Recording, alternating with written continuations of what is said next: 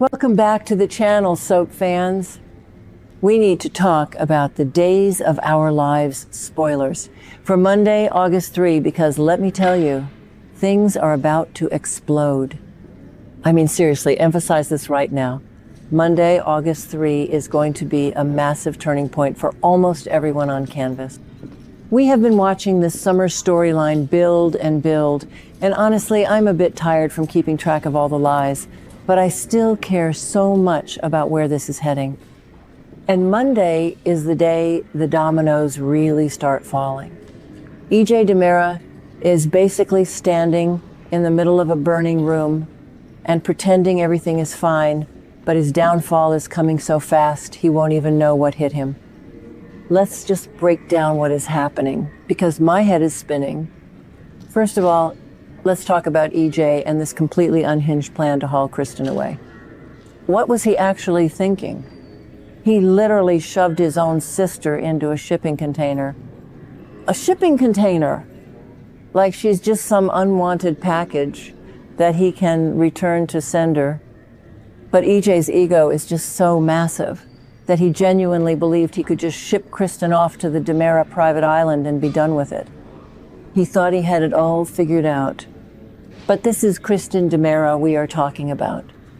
You don't just put a woman like that in a box and expect her to stay there. And we know Kristen had this wild, desperate scheme to switch places with Lexie Carver.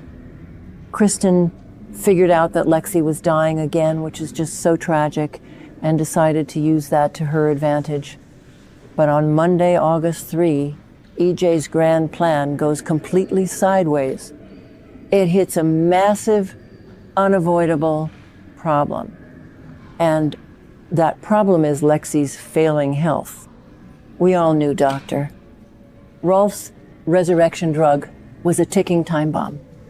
You can't just play God like EJ did and expect zero consequences.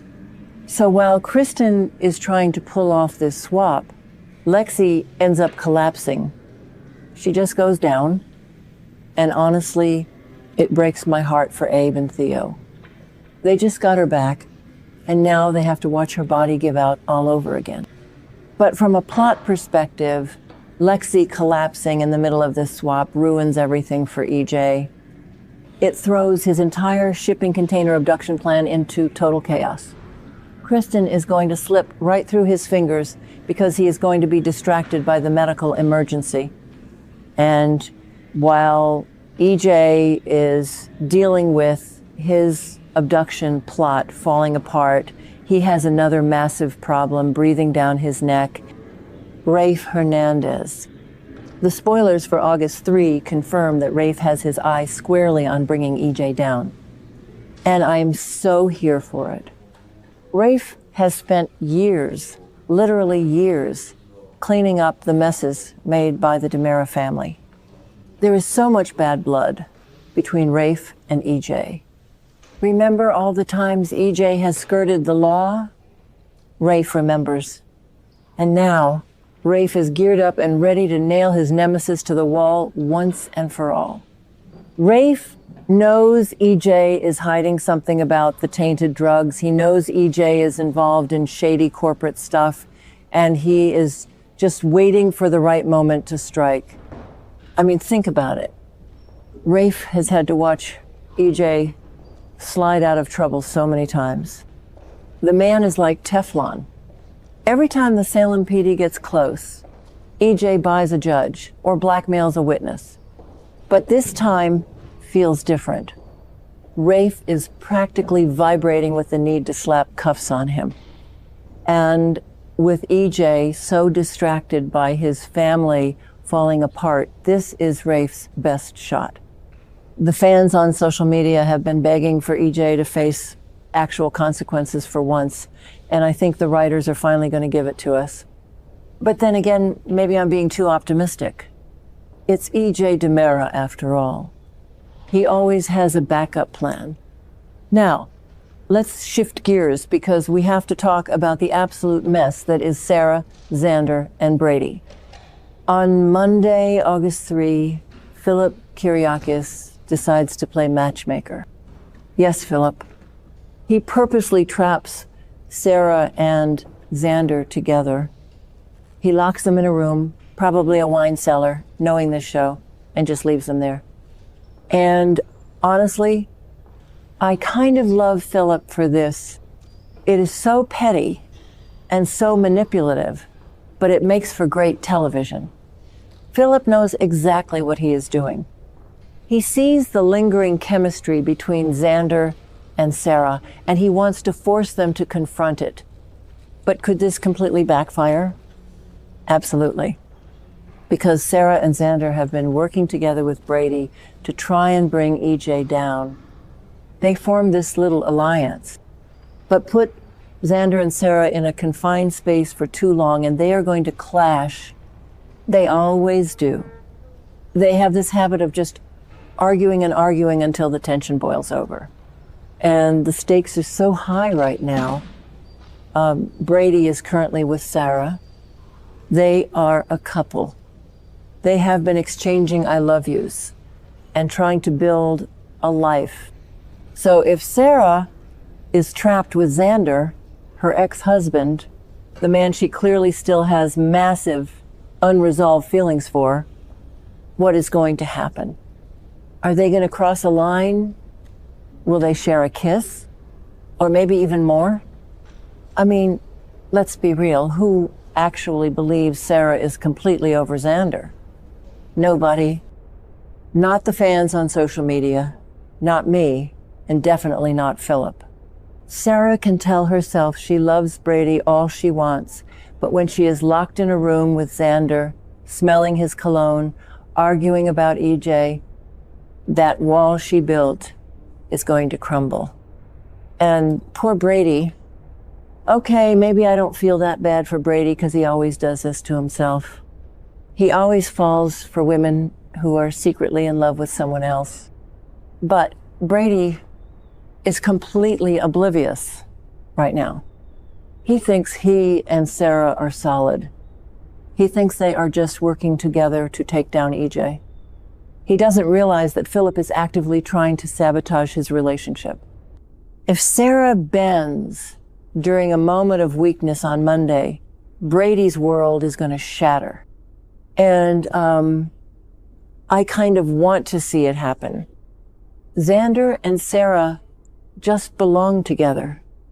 Their dynamic is so much more interesting. The writers have been teasing this reunion for months, and locking them in a room is the oldest soap opera trope in the book, but it works every single time. It just works. So while Xander and Sarah are sweating it out in a locked room, we also have some news about Chad and Belle. The spoilers for August 3 hint that Belle and Chad are going to decide to put their Italy travel plans on hold. For now, at least. And honestly, thank goodness. What were they thinking, trying to jet off to Italy right now? There is way too much going on in Salem. You have the EJ drug crisis, you have Lexie dying, you have Joy Wesley trying to take Alex's baby, and you have this massive Stefano DiMera chessboard mystery. Belle and Chad were supposed to go to Italy to track down clues about the missing pawn and the key they found. But it's just not the right time.